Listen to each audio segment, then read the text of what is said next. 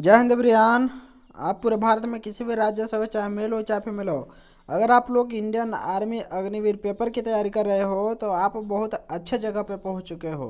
क्योंकि दोस्तों हम आप लोगों के लिए, चाहे अग्निवीर जीडी आप लोग तैयारी कर रहे हो, या ट्रेडमैन जिसको टीडीएन बोलते हैं, या डब्ल्यूएमपी वोमेन मिलिट्री फोर्स, ठीक है। तो इन तीन ट्रेडों की तैयारी कर रहे हो तो आप लोगों के लिए मॉर्निंग में टॉपिक वाइज जीके का क्लास लेकर आ रहा हूँ 7 बजे, और शाम 7 बजे आप लोगों को जीएस जनरल साइंस का 7 बजे क्लास लेकर आ रहा हूँ। आप दोनों ही क्लास ज़रूर करना, ठीक है। दोस्तों जो आप लोगों का सिलेबस रहता है, चाहे जीडी हो चाहे ट्रेड में हो या डब्ल्यूएमपी, जो सिलेबस रहता है टोटल, जैसे कि जीके से 15 क्वेश्चन आते हैं, और जीएस से 15 क्वेश्चन आते हैं, और मैथ से 15 क्वेश्चन आते हैं, रीजनिंग से 5 क्वेश्चन आते हैं। जीके जीएस अभी कंप्लीट जैसे ही हो जाएगा तो मैथ रीजनिंग लेकर आऊँगा, ठीक है। तो दोस्तों हम खुद अग्निवीर का पेपर इस बार पास किया हूँ, तो उसी हिसाब से आप लोगों के लिए यहाँ पे पढ़ाऊँगा। तो चलिए बिना किसी लेट के हम यहाँ पे आप लोगों के लिए क्लास स्टार्ट करते हैं। एक बात और ध्यान रखना कि आप लोग कापी पेन लेकर बैठना है, तभी पढ़ना है क्लास। अगर टाइम नहीं है तो आप टाइम जब मिले तब क्लास करना, लेकिन बैठ के एक जगह, तब आप लोगों को याद होगा, ठीक है। तो इसको नोट करते जाना, ठीक। तो आज का हमारा टॉपिक है भारत संबंधी तथ्य, जो कि भारत का जैसे राष्ट्रीय से प्रश्न लिए गए हैं कि भारत का राष्ट्रीय चीज़ क्या है, मतलब कि वही प्रश्न। तो यहाँ पे हमारा पहला प्रश्न है कि राष्ट्रीय चिन्ह क्या है। हमारे भारत देश का राष्ट्रीय चिन्ह पूछा है। तो यहाँ पे हमारा राष्ट्रीय चिन्ह क्या हो जाएगा दोस्तों, जैसे कि यहाँ पे हम पूरा डिटेल्स में लेकर आया हूँ। यहाँ पे देखिए पढ़ते हैं इसको व्याख्या कि सारनाथ उत्तर प्रदेश के संग्रहालय में स्थित अशोक महान के अशोक चक्र, जिसमें 4 शेर एक दूसरे की ओर पीठ करके खड़े हैं। राज्य प्रतीक में केवल 3 शेर दिखाई पड़ते हैं। चक्र फलक के केंद्र में है, बल दाहिनी तरफ हो, घोड़ा बाई और है, तथा मुंड कोपनिषद का श्लोक सत्यमेव जयते देवनागरी लिपि में फलक के नीचे लिखा हुआ है। 26 जनवरी 1950 के दिन इसे अपनाया गया है। तो हमारा राष्ट्रीय चिन्ह यहाँ पे आप लोग उत्तर पा गए होंगे कि अशोक चक्र है, ठीक है। और दोस्तों इसमें पूरा डिटेल्स में यहाँ पे लिखा गया है, आप लोग इसको पढ़ सकते हैं कि हमारा राष्ट्रीय चिन्ह कब से अपनाया गया है। तो 26 जनवरी 1950 से अपनाया गया है। और हमारा नेक्स्ट क्वेश्चन है कि राष्ट्रीय झंडा, जो भारत का राष्ट्रीय झंडा है, उसमें अनुपात पूछ देता है, लंबाई चौड़ाई का अनुपात पूछ देता है। दोस्तों भारत का राष्ट्रीय झंडा का लंबाई का अनुपात चौड़ाई ऐसा अनुपात ज़्यादा पूछता है, ठीक है। तो यहाँ पे डिटेल्स में पढ़ते हैं। तो यहाँ पे लिखा है कि हमारा झंडा 3 रंग का है। ऊपर जो रहता है केसरिया कलर का होता है, बीच में सफ़ेद व नीचे हरा रंग का होता है। झंडे की लंबाई व चौड़ाई का अनुपात 3:2 होता है। झंडे के बीच में गहरे नीले रंग का चक्र है, जिसमें 24 तिलियां हैं। यह सारनाथ के अशोक स्तंभ का चक्र है।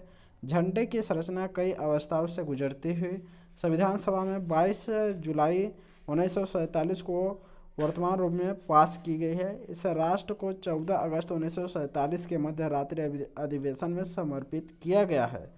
तो यहाँ पे देख सकते हैं, ठीक है, 24 तिलियाँ होती है, और जो झंडे की लंबाई और चौड़ाई का अनुपात होता है वो 3:2 होता है। और हमारा नेक्स्ट क्वेश्चन है कि भारत का राष्ट्रीय गीत कौन क्या है।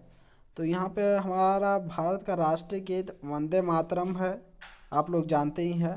लेकिन इसको डिटेल्स में देखना चाहे तो यहाँ पे कौन लिखा है, बंकिम चंद्र चटर्जी के उपन्यास आनंद मंठ से लिया गया है। वेरी रिपीटेड प्रश्न है जो कि पूछता है कि वंदे मातरम कहाँ से लिया गया है, तो आनंद मंठ से लिया गया है। वंदे मातरम के लेखक कौन है, तो बंकिम चंद्र चटर्जी हैं। और यहाँ पे लिखा गया है कि हमारा राष्ट्रीय गीत है, इसे 1896 के कांग्रेस के कोलकाता अधिवेशन में प्रथम बार पढ़ा गया। यह गीत आज़ादी के संघर्ष में मुख्य प्रेरणा स्रोत रहा।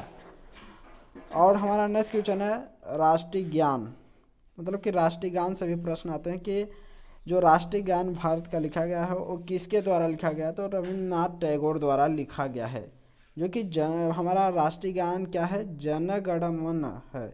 और जो गान कोलकाता के कांग्रेस अधिवेशन में 27 दिसंबर 1911 को प्रथम बार पढ़ा गया था। इसे संविधान सभा में 24 जनवरी 1950 को राष्ट्रीय गान के रूप में अपनाया गया। देखिए दोस्तों, इतना मोस्ट वेरी इंपॉर्टेंट क्वेश्चन पूरा डिटेल्स में लेकर आ रहा हूँ, इससे तो बाहर आ ही नहीं सकता है, ठीक है। और दोस्तों हम चाहते तो हम यहाँ पे लिख देते कि राष्ट्रीय गान क्या है, तो हमारा राष्ट्रीय गान जन गण मन है, उसको भी लिख देते हैं। तो हम सोचे कि पूरा डिटेल्स में लिख देते तो अच्छा रहता, ठीक है। तो आप लोग इसको कॉपी में नोट करते जाना है आप लोगों के लिए। और हमारा नेक्स्ट क्वेश्चन है कि हमारा राष्ट्रीय पशु क्या है।